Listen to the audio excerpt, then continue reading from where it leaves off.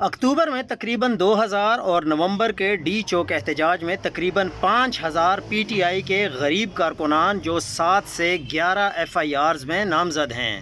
اور جن کو ریاست تنگ کرنے کے لیے مہینے میں 4 دفعہ عدالت مختلف ایف آئی آرز میں بلاتے ہیں، میں ان تمام ممبران اسمبلی کا شکریہ ادا کرتا ہوں جو ان کے ساتھ مدد کرتے ہیں اور اوورسیز اور لوکل دوستوں سے اپیل کرتا ہوں کہ ان کے ساتھ تعاون کریں اور اپنے ایم پی ایز اور خاص کر منسٹر صاحبان سے درخواست کرتا ہوں کہ آج تک اپنی صوبائی حکومت ہونے کے باوجود نہ ان 7000 لوگوں کو اور نہ 9 مئی کے ملٹری یا دوسری کسی ایک قیدی کو ہم ایک کلاس 4 کی جاب دے سکے۔ فائنانس منسٹر صاحب نے یہاں سے الیکشن نہیں لڑنا، آپ لوگوں نے دوبارہ ان کے پاس جانا ہے